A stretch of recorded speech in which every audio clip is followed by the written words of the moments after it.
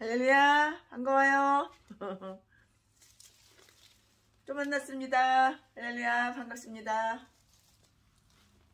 오늘도 역시 최순애 목사는 창세기 말씀을 전하겠습니다. 창세기 말씀 가지고 저와 여러분이 은혜 받는, 은혜 나누는, 깨닫는, 교훈이 되는 이런 시간 되기를, 귀한 시간 되기를 바랍니다. 할렐루야. 오늘 말씀은 창세기 46장 28절부터 34절 말씀인데요. 드디어 만났어요. 요셉과 요셉의 아버지 야곱을 만났어요. 야곱이 드디어 그렇게 사랑하고 그리운 아들, 죽었는 줄 그렇게 생각했던 아들 요셉 만나러 오는 거, 재해의 기쁨, 참 기쁜 일이죠. 재해. 네, 오늘 설교 제목은 재회의 기쁨. 재회의 기쁨. 네, 이 말씀 가지고 기쁨을 같이 나눌게요. 우리도 재회의 기쁨 이렇게 같이 나눠봐요. 창세기 46장 28절부터 34절 말씀. 야곱이 유다를 요셉에게 미리 보내어 자기를 고센으로 인도하게 하고 다 고센 땅에 이르니 요셉이 수레를 갖추고 고센으로 올라가서 아비 이스라엘을 맞으며 그에게 보이고 그 목을 어금맞겨 안고 얼마 동안 울매 이스라엘이 요셉에게 이르되 내가 지금까지 살아있고 내가 내 얼굴을 보았으니 지금 죽어도 가도다. 요셉이 그 형들과 아비의 건석에게 이르되 내가 올라가서 바로에게 구하여 이르기를 가나안 땅에 있던 내 형들과 내 아비의 건석이 내게로 왔는데 그들은 목자라 목축으로 업을 삼음으로 그 양과 소와 모든 소유를 이끌고 왔나이다 하리니 바로가 당신들을 불러서 너희의 업이 무엇이냐 묻거든 당신들은 구하기를 주의 종들은 어렸을 때부터 지금까지 목축하는 자이온데 우리와 우리 선조가 다 그러하니이다 하소서. 애굽 사람은 다 목축을 가증히 여기나니 당신들이 고센 땅에 거하게 되리이다. 네, 창세기 46장 28절부터 34절 말씀이에요. 사람은요, 저나 여러분이나 똑같아요. 사람은요, 어떤 사람을 만났냐, 내가 어떤 사람을 만나느냐에 따라서 미래와 운명이 다 이렇게 결정된다고 해도 이거는 틀린 말이 아니에요. 과언이 아니라고요. 틀린 말이 아니에요. 그러니까는 사람을 아무나 만나면 안 되는 거예요. 아무나 잘생겼어, 이뻐, 멋있어 그렇다고 해서 만나는 게 아니에요. 겉을 보지 말고 속을 봐야 돼요. 사람을 보면은 그 사람 생각을 봐야 되고 마음을 봐야 돼요. 겉껍데기만 잘생겼다고 그렇게 뿅 가고 그러면은 그는 실패 잘 못 만나는 거예요. 사람은 어떤 사람을 만나느냐 거기에 따라서 미래와 운명이 결정된다고요. 결정되는 거 그래도 그 틀린 말은 아니에요. 가언이 아니에요. 태어날 때는 좋은 부모님, 나이가 들어서는 좋은 배필을 만나는 사람은 세상적으로 복받은 사람이라고 이렇게 말을 할 수가 있어요. 그런 거 보면 최순애는 복도 지지리도 없어. 태어날 때 부모 아주 나쁜 부모 만났죠. 악한 부모 만났죠. 버리는 자식 새끼 나가지고 개 취급도 지 새끼 취급 짐승 취급도 안 하고 갖다가 내다 버리는 그런 부모 만났죠. 배우자도 만난다는 게 어서 전라도 아주 사악한 인간 악마 새끼를 잘못 만나가지고 엄청나게 피해를 많이 보고 엄청나게 손해를 많이 보고 엄청나게 연단과 고난과 고통 속에서 이렇게 헤매다가 지금은 벗어났지만 지금은 좋은 사람 만나서 잘 살고 있어요. 지금은 전라도가 아니에요. 아우 근데 아주 최순애도 잘 못 만났기 때문에 최순애도 이런 설교할 자격은 없지만 인제서 깨달은 거야. 인제서 당하고 나서 깨달은 거야. 당하기 전에는 몰랐지만 사람은 내가 어떤 사람을 만나느냐에 따라서 미래와 운명이 결정된다고 이렇게 해도 과언이 아니에요. 태어날 때는 좋은 부모, 좋은 부모님을 이렇게 만나야 돼. 나이가 들어서는 좋은 배필, 좋은 배필을 만나야 돼. 이게 세상적으로 참 축복받은 사람인데 최순애는 이거하고는 거리가 너무 먼 정반대 그런 짐승들만 만나가지고 지금은 아니에요. 지금은 좋은 사람들만 만났는데 그 당시에는 그랬어요. 옛날 얘기하는 거예요. 옛날 얘기도 아니지. 아주 오래전 얘기도 아니고. 창세기에는 두 번의 중요한 만남이 나오는데요. 하나는 야곱과 에사우의 만남이에요. 또 하나는 본문의 내용으로 야곱과 요셉의 만남이 바로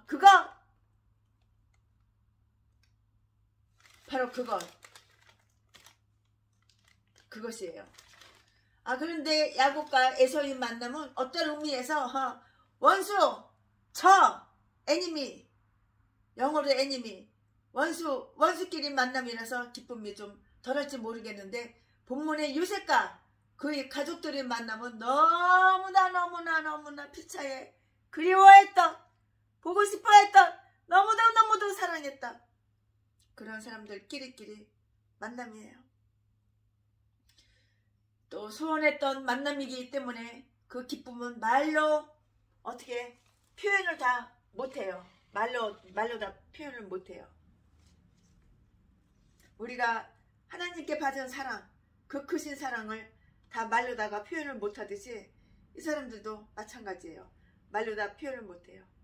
그 크신 하나님의 사랑 말로 다 영 못하니. 네, 그러듯이 이 사람들도 마찬가지예요. 말로 표현을 못해요.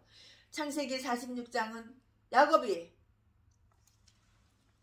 브엘세바에서 애굽으로 떠나는 그 장면이 나와요.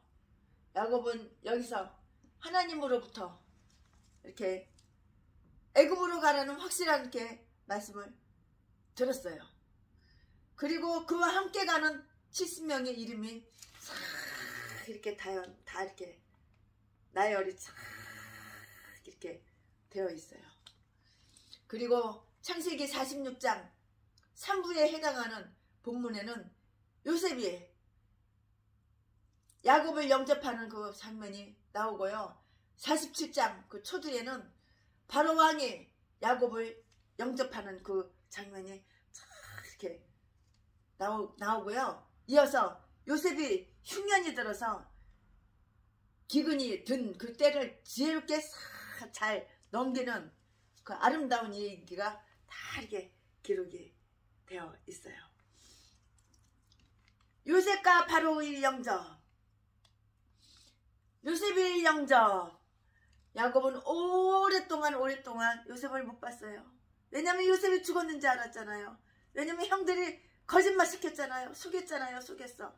아주 그냥 속이고 거짓말 시키고 뻥치고 그냥 아이고 진짜 가짜인데 진짜보다 더 진짜처럼 리얼하게 그렇게 다 속였잖아요. 그래서 야곱은 오랫동안 요셉을 보지 못했고요. 그가 죽었다고 이렇게 생각을 했어요. 요셉이 내 아들이 죽었구나 그렇게 생각을 하고 그러고 있었던 거예요. 그런데 요셉이 애굽에 살아있으며 높은 위치에 있다는 그 소식을 이렇게 접하게 되었잖아요. 그러자 야곱은 또 한 번 속는 심정으로 애굽으로 그냥 내려갔어요. 속는 거 그래 한 번 더 속아볼까? 그래 나 속는 거야. 그냥 속는 심정. 그래 나 속았어. 속는 심정으로 애굽으로 내려간 거예요. 요셉이 살아있다니까. 요셉이 국무총리 돼 있다니까 그냥 속았다 생각하고 그냥 내려간 거예요. 야곱이 요셉을 만나보니까 그는 애굽의 제2인자가 되어 있어. 당대 가장 힘이 강한 나라의 총리가 되어 아버지를 영접하고 있었어요. 속은 게 아니었어요. 사실이었어. 이게 꿈이야 생시야. 생시. 반면에 야곱은 들판에서 양이나 치던 목자로서 같이 살았던 아들도 아니고요. 죽은 것으로 여겼던 아들이 갑자기 총리가 되어서 자기를 영접하니까 마음이 좀 두려웠을 거예요. 제 생각이 그래요. 설교를 준비하다 보니까는 그런 생각이 와요. 마음이 두려웠을 것이다. 야곱이. 자식이라 할지라도 갑자기 지위가 높아지면은 상대적으로 부모는 어떤 의미에서 이렇게 열등감, 열등의식 그런 거를 갖게 돼요. 요셉은 부모에 대해서 폐륜 행위를 보일 수도 있었어요. 힘이 없고 가진 것이 없는 부모를 부끄러워하는 자식들이 얼마나 이 세상에는 우리 주변에는 많은지 몰라요. 그러나 요셉은 그렇지가 않았어요. 그는 늙으신 아버지를 만났을 때 놀라운 애정을 보이며 목을 껴안고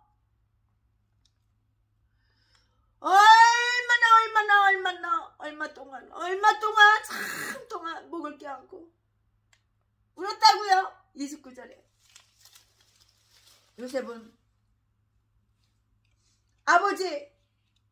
아버지 야곱을 껴안고 우는 동안 그 22년간의 모든 한과 슬픔이 다 녹아내렸을 것이에요. 얼마나 이 속마음 속에 한이 맺혔겠어. 한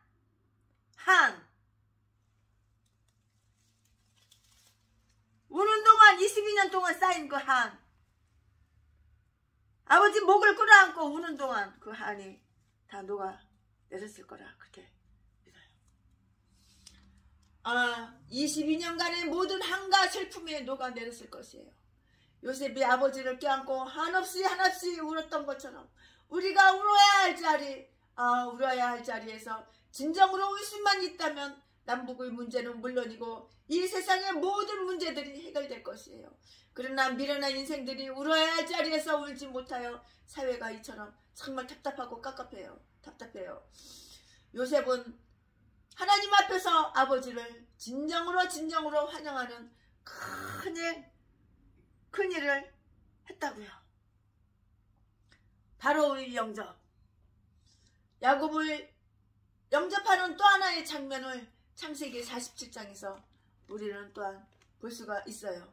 애굽 사람들은 목축을 천하게 이렇게 여겼어요. 창세기 46장 34절에 이것으로 보아 바로는 야곱의 가족을 만나는 일을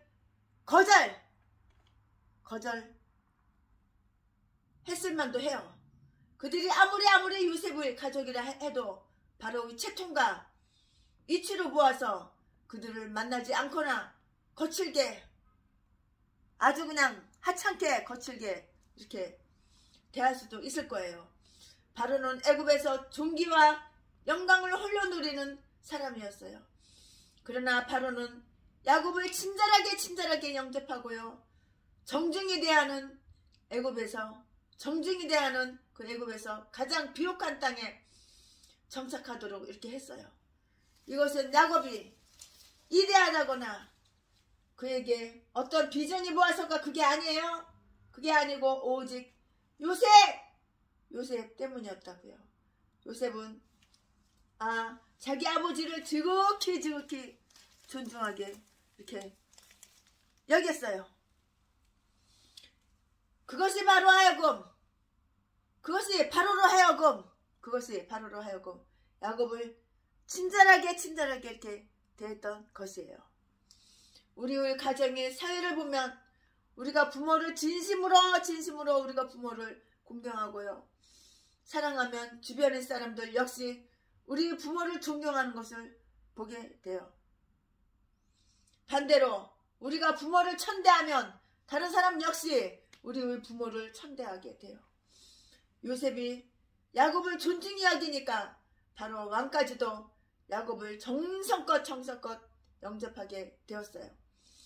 오늘 우리들이 사회가 썩었다고 이렇게 사람들이 이렇게 많은 말을 해요. 사회가 썩었어. 사회가 썩었다고 이런 말들을 많이 해요. 하지만 사실 우리가 하나님 앞에서 하나님을 믿는 우리가 그 성도의 책임을, 목사의 책임을 다 하게 되면 세상 사람도 하나님을 공경하고 하나님을 두려워하면서 살 거예요. 그러면은 지금부터 요셉의 주변 환경을 한번 최순애 목사가 또 이렇게 저렇게 한번 살펴볼 거예요. 그 요셉의 주변 환경이 어떤가? 요셉의 주변에는 환경이 어떤가? 그게 궁금해가지고 그걸 또 살펴볼 거예요. 17살 나이에 타향에 노예로 팔려간 요셉에게 무슨 낙이 있고 무슨 즐거움과 기쁨이 있었겠어요? 오늘 우리들이 이런저런 고생을 말하지만 노예의 생활은 우리의 상상을 초월하는 거예요. 노예는 사람 대접을 안 받았어. 노예는 짐승 대접을 받았어. 짐승 대접. 때려서 죽여도 아소리 찍소리 잭소리 하나 어디서 고발할 데도 없어. 노예는 그런 거야.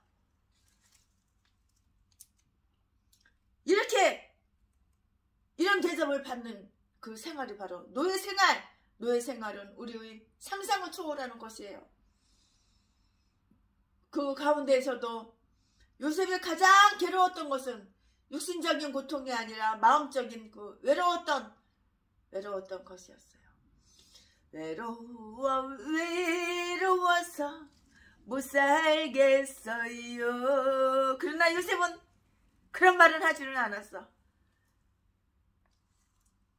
믿음으로 하나님을 의지하는 마음으로 그 외로움을 다, 슬픔을 다 이겨냈던 요셉! 대단합니다. 제가 천국 가면은 요셉 오빠! 어떻게 그렇게 외로움을, 어떻게 이렇게 고난을, 고통을 다 이겨냈어요? 요셉 오빠 대단하십니다. 오빠, 요셉 오빠 사랑합니다. 그리고 한번 목 한번 껴안아줘야 되겠어. 제가 천국 가서 요셉 오빠 만나면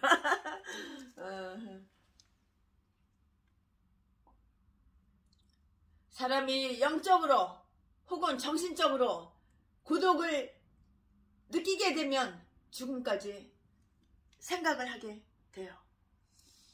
그래서 키에르케 고르라는 그 철학자가 이렇게 말을 했어요. 고독이 뭐냐? 고독이 뭐냐고 물으신다면 영혼의 질병이라고 말하겠어요. 고독이 뭐냐고 물으신다면 영혼의 질병이라고 이렇게 말을 한다고 이 철학자가 이렇게 말을 했어요. 요셉의 두 아들의 이름이 보여주듯 요셉은 애굽에서 오랫동안 고독을 꼴딱 삼키며 고독을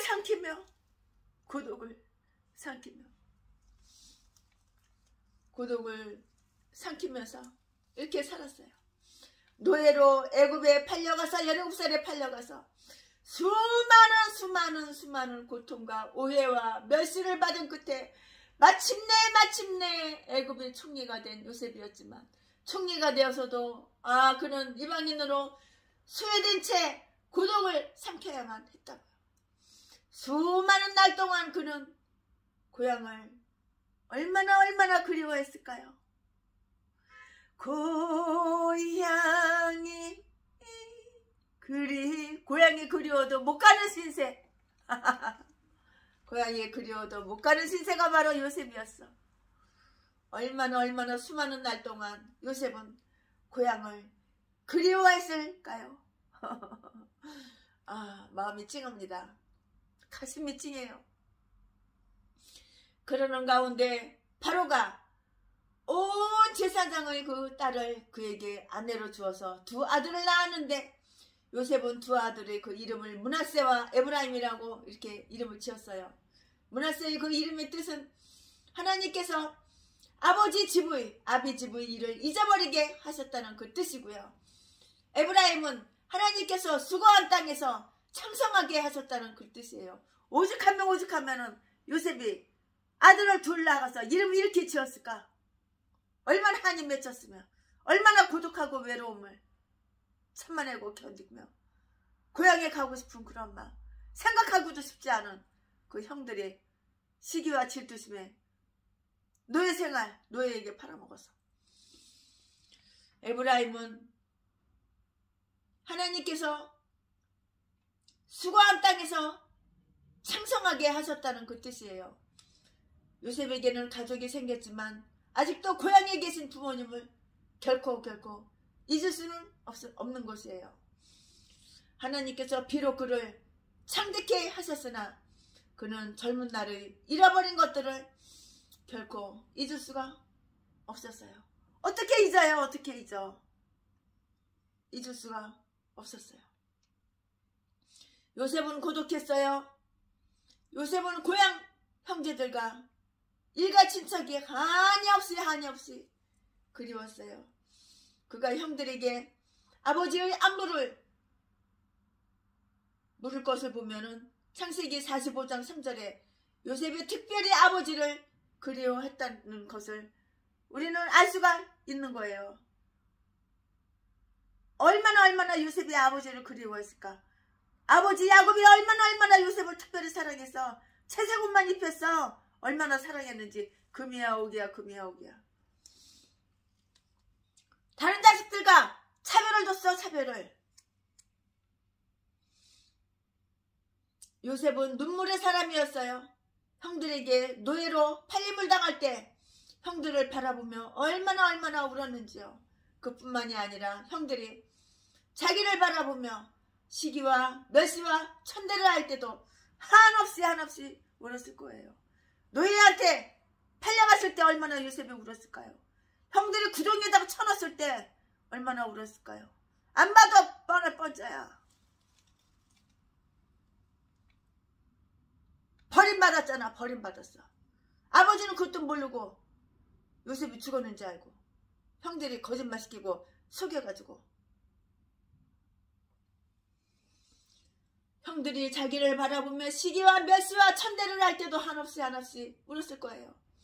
그러는 가운데서 요셉은 인간 가운데는 아무도 믿을 사람이 없음을 이걸 깨달았어요. 인간은 믿을 게 못돼.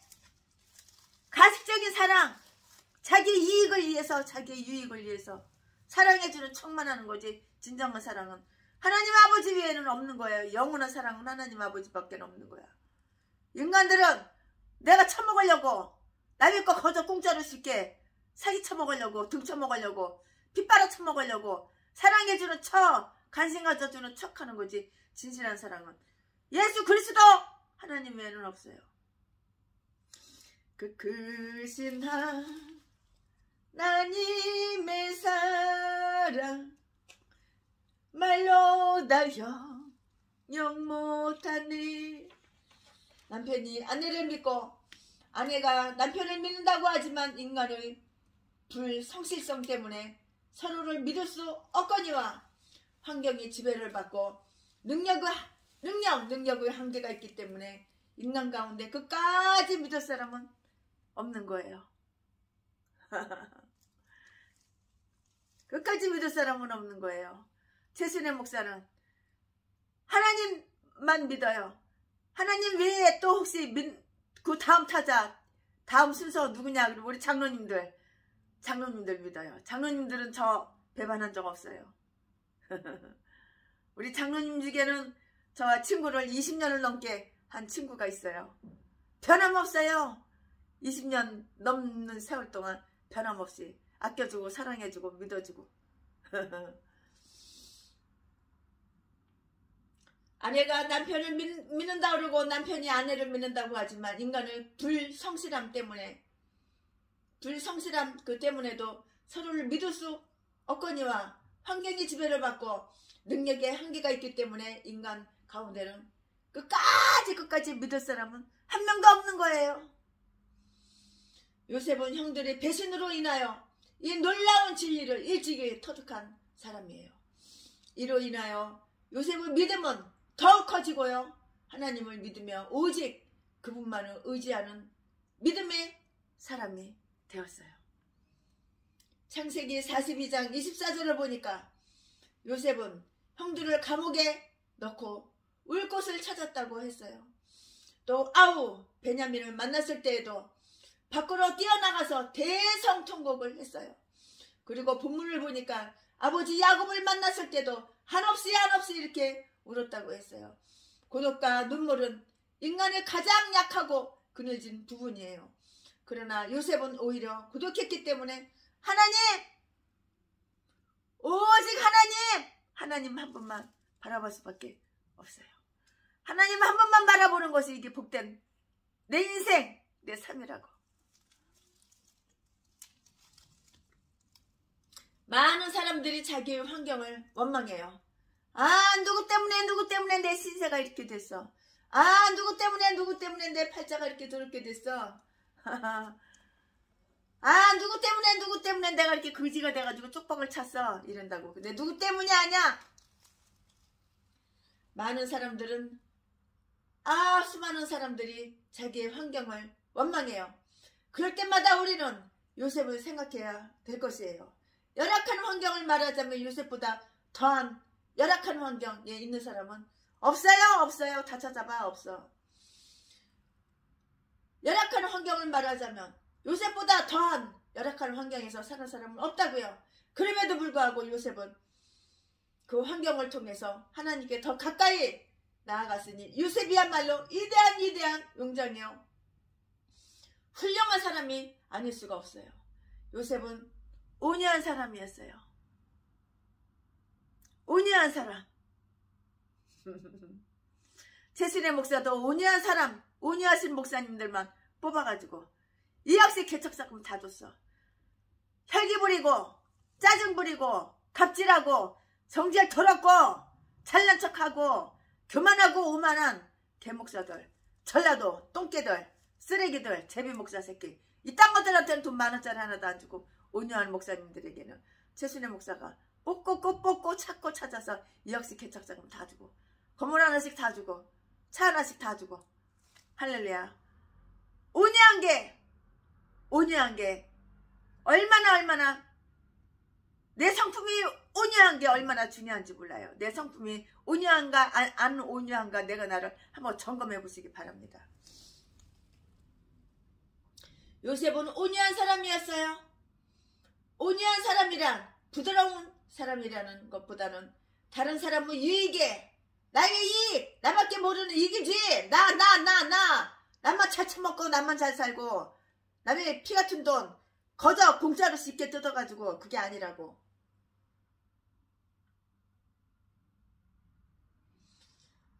온유한 사람이랑 부드러운 사람이라기보다는 그것도 맞는 말이지만 다른 사람의 유익에 초점을 맞추는 그런 사람이라고요. 그런 사람을 말한다고요.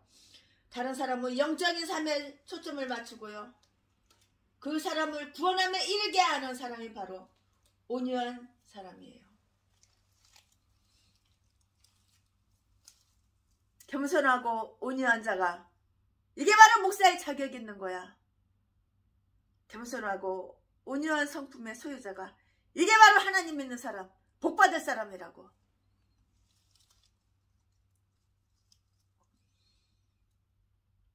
다른 사람의 영적인 삶에 초점을 맞추고 그 사람을 구원함에 이르게 하는 사람이 바로 온유한 사람이라고요. 성경은 모세를 온유한 사람이라고 이렇게 말했어요. 모세는 자기의 누이 미리암이 모세에게 대항을 하다가 하나님 앞에 매를 맞아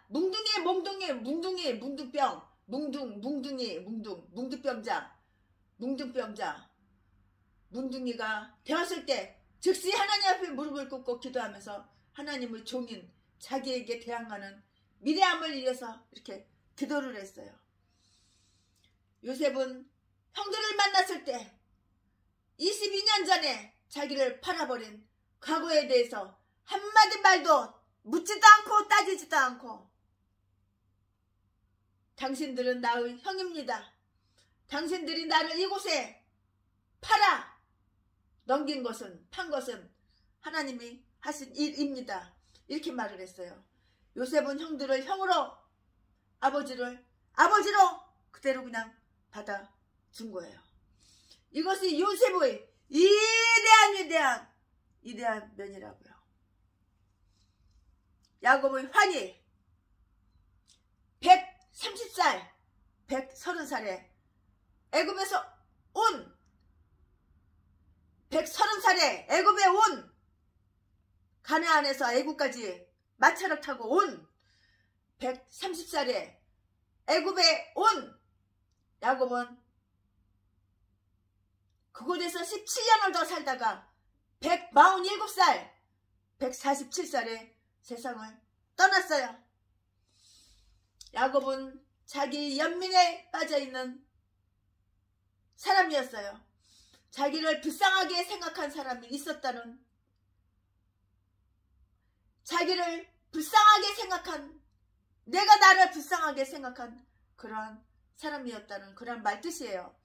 창세기 47장 9절을 보니까 바로 앞에서 내 연세가 130년이니이다. 내 연세가 얼마 못되니 우리 조상의 나그네 길의 세월에 미치지 못하나 험악한 세월을 보내었나이다 라고 이렇게 말을 해요. 험악한 세월로 말하자면 요셉이 야곱보다 훨씬 더 험악한 세월, 험악한 인생을 더 살았어요. 그러나 요셉은 형을 만났을 때에도, 아버지를 만났을 때에도 자기 그 과거를 회상하며 억울함을 호소하고, 나 이렇게 험악한 인생을, 험악한 세월을 살았어, 이런 말 한마디도 안 했어요. 그런 말 한 적이 없어요. 내 길의 세월에 미치지 못하나 험악한 세월을 보내었나이다, 이렇게 말을 해요.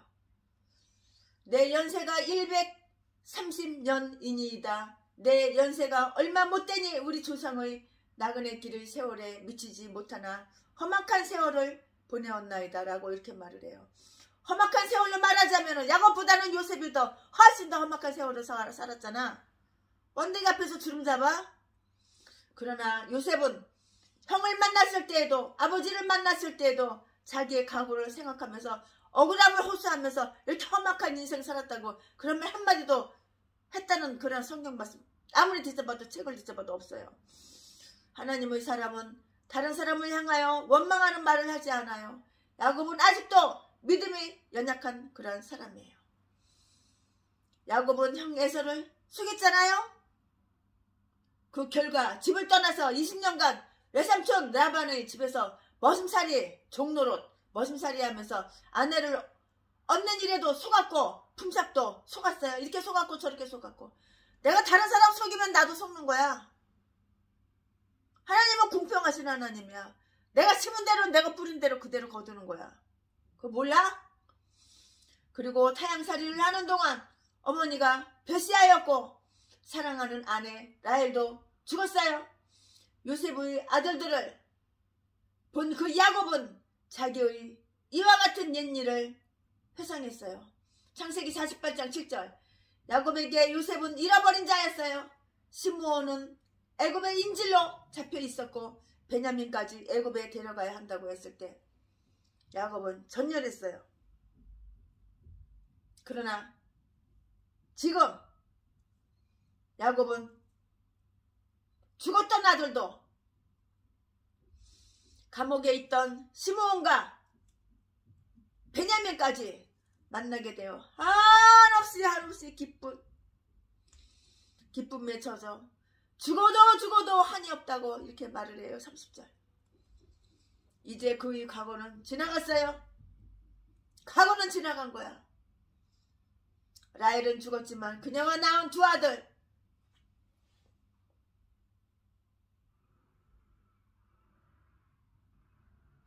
내가 눈물이 다 나오네.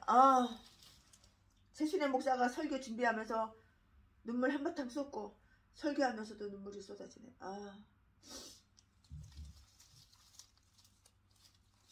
그러나 지금 야곱은 죽었던 아들도 감옥에 있던 시므온과 베냐민까지 만나게 되어 한없는 기쁨에 젖어 죽어도 한이 없다고 이렇게 말을 해요. 30절. 이제 그의 슬픈 과거는 지나갔어요. 라헬은 죽었지만 그녀가 낳은 두 아들 요셉과 베냐민이 있고요. 더욱이 요셉은 애굽의 총리가 되었으니 야곱에게 이보다 더 큰 기쁨이 어디 있겠느냐고요. 눈물이 다 나오네. 설교하면서 눈물이 다 나오네. 설교 준비할 때도 질질 짜고 그러는데 우리는 본문을 보면서 우리 생활에 두 가지 적용을 해야 할 것이에요. 첫째로 내 자녀의 성공을 보는 것은 부모의 가장 큰 기쁨이에요. 특히 자녀의 그 영적인 성공을 보는 것은 부모로서 가장 큰 축복이고 진정한 기쁨이라고요. 반대로 자녀들이 영적으로 파탄자가 된 것보다 부모의 마음을 아프게 하는 것은 더 이상 없을 거예요. 엄마가 목사야, 아빠도 목사야, 큰아버지도 목사야, 작은아버지도 목사야, 외숙모도 목사야. 근데 자식 새끼는 예수를 안 믿어. 왜 예수를 안 믿냐고 내가 물어봤어. 엄마 아버지 행동하는 거 보면 예수 없다 이거야. 너무도 사악하고 악한 짓만 골라서 뽑아서 하니까. 자녀한테 본이 되어야지. 내가 목사면은 겸손한 모습, 온유한 모습, 선한 모습을 보여야지. 착한 모습을 보여줘야지. 매 사악한 모습, 남의 돈, 남의 재산 속여가지고 사기쳐가지고 쉽게 거저 뺏어오고 등쳐오고 남의 피같은 돈 속여가지고 사기쳐서 자식들이 안 본 것 같아. 다 봤지.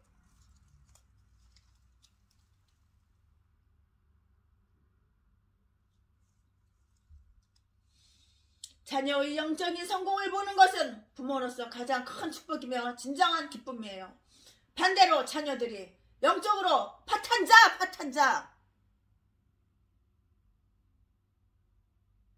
엄마도 목사고 아버지도 목사인데 자식 새끼는 파탄자 하나님 안 믿어. 귀신의 앞잡이가 됐어. 왜 그럴까? 방금 최순애 목사가 지금 얘기했잖아.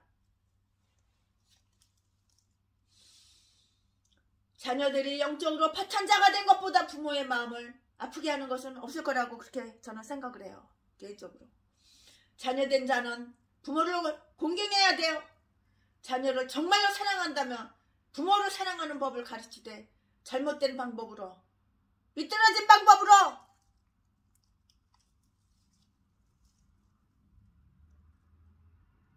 이렇게 잘못된 것을 가르치면 안 되는 거예요. 그리고 무엇보다도 자녀로 하여금 예수 그리스도를 위해서 부모로부터 물려받은 귀한 은사를 사용하게 하여 그를 위하여 최선을 다해야 되고, 악을 버리고 선을 취하고,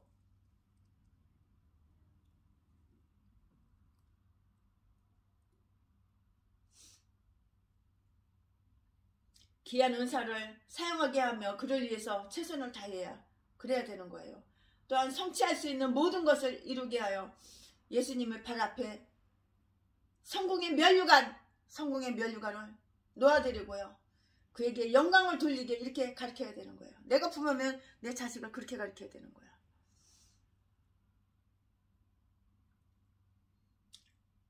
이것이 바로 하나님 앞에서 부모가 자녀에게 마땅히 가르쳐야 될 도리라고요. 부모면은 자식 앞에서 본이 되어야지. 맨 악한 행실만 보여주고 사악한 짓만 하고 숨어서 범죄만 하고 속이고 거짓말하고 사기나 치고 남의 돈이나 뺏어오고 뜯어쳐먹고 사기쳐서 등쳐먹고, 둘째로 우리 자녀가 큰 회사의 임원이 되고 위대한 정치가로 명성이 높아졌다고 해도 그가 하나님과 동행하지를 않고 악마악한 사탄마귀의 도구로 이렇게 사용이 되고 있다면 그 부모의 마음은 아픈 거예요. 왜 그럴까요? 에메이브 닮아서 그렇지 왜 그렇게 왜 그래?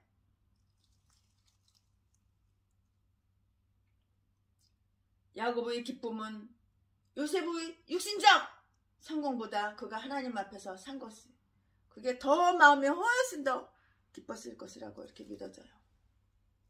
결론 말씀드리겠습니다. 부모가 자녀를 위해서 자기를 희생하고 시간을 바치고 모든 것을 준다고 해도 부모는 결국 한계 상황에 이렇게 부딪히게 된다고요. 세상은 참 무서운 세상이에요. 세상을 이렇게 만만하게 보면 안 되는 거예요. 세상에 무서운 세상이야. 세상은 우리의 자녀들을 향해서 사방에서 유혹, 여기서 유혹, 저기서 유혹, 저기서 유혹, 악마의 손길이 뻗치고 있어. 유혹의 손길이 뻗치고 있다고요. 그러므로 부모된 자들은 먼저 자녀를 위해서 쉬지 않고 이렇게 기도를 해야 되고요. 본을 보여야 되고요. 우리의 힘으로는 자녀를 지킬 수가 없어요. 그러므로 하나님께 기도하면 그에게 우리의 자녀를 맡겨야 되는 거예요. 또한 자녀들이 삶에 하나님께서 직접 개입하시도록 이렇게 해야 돼요. 야곱의 자녀들은 요셉과 베냐민을 제외하고는 모두 경건한 사람들이 아니었잖아요. 그들은 거칠었어요. 싸나웠어요. 나쁜 놈의 새끼들. 요셉 형 새끼들, 나쁜 놈들. 동생을 갖다가 이렇게 구덩이에다 쳐놓고 시기하고 질투하고 노예를 팔아쳐먹어? 그 형들이 거칠었다고, 싸나웠다고. 야곱의 아들들이 세겜 사람들을 살육한 이후 다 죽여버렸어. 야곱의 아들들이 세겜 사람들을 다 죽여버렸잖아. 야곱은 시므온과 레이를 책망했지만 그것은 잠시 잠깐이었어요. 창세기 34장 30절. 그뿐만이 아니라 유다는 가나안 여인과 자폰을 하였고, 르우벨은 아버지의 첩 비라를 범하는 죄를 지었어요. 이거 미친놈이고 마시간 놈이지 이거. 아버지가 사용했던 아랫도리를 갖다가 이 아들 새끼가 그 괴물을 갖다가 아랫도리를 사용해? 이거 쳐 죽일 놈이지 이거. 이들은 모두 요셉을 파는 일에 요셉을 팔으라고 동참했잖아. 악한 일에 동참했잖아. 동참한 이들로 아버지 야곱의 눈에서 피눈물 나게 한 그런 나쁜 놈들이었어요. 형 새끼들이 이게. 야곱 집안에서는 거의 40년 동안 이 같은 죄가 똑같이 되풀이되고 40년이라 그 긴 세월 동안 이 같은 법 되풀이됐다고요. 이 같은 그런 죄가 되풀이되었어요. 그러나 마침내 하나님이 개입하시기 시작했어요. 요셉을 판 죄가 100일나에 드러나게 되어 형들이 회개하게 되었고요. 영적으로 죽었던 야곱의 아들들이 다시 산 것이에요. 결국 하나님은 그들을 구원하셨어요. 야곱은 요셉을 만난 것뿐만이 아니라 다른 아들들이 세 사람이 된 것 때문에 그 기쁨이 정말 더욱더욱 이렇게 컸지요. 우리도 천국에서 우리의 가족을 만날 때 이와 같은 감격을 가지고 만날 수 있었으면 참 좋겠어요.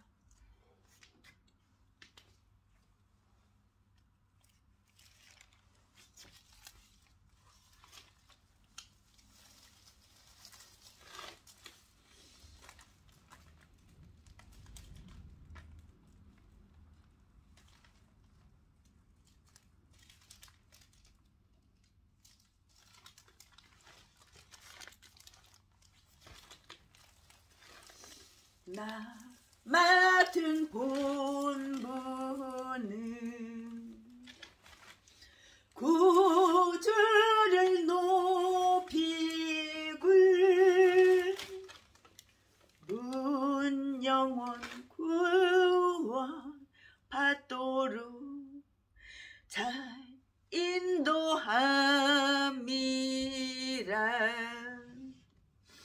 부르심 받들어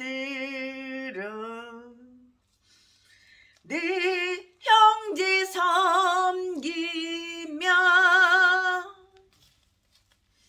구주의 뜻을 따라서 내 정성 다하리. 주 앞에 모든 일 잘 행케 하시니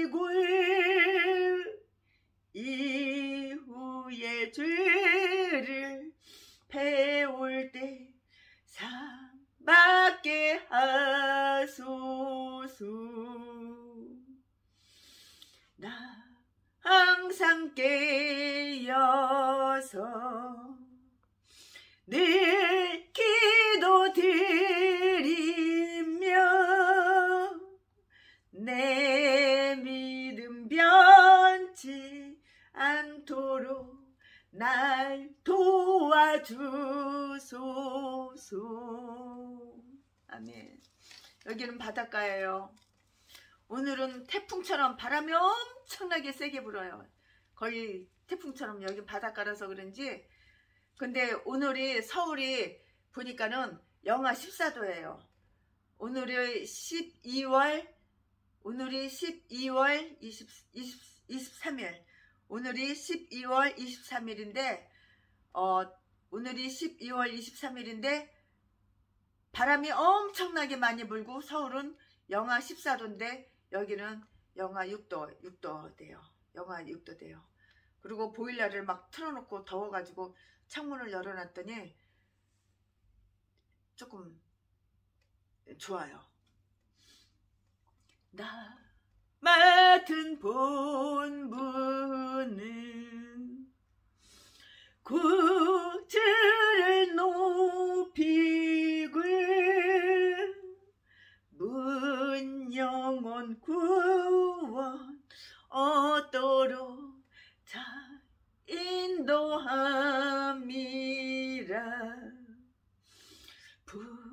부르심 받들어 내 형제 섬기고 구주의 뜻을 따라서 내 정성 다하리. 아멘. 주 앞에 모드니 잘 행케 하시고 이후에 주를 배울 때 상 받게 하소서. 주 앞에 모드니 잘 행케 하시고 이후에 주를 배울 때 상 받게 하소서. 나 항상 깨어서 늘 기도드리며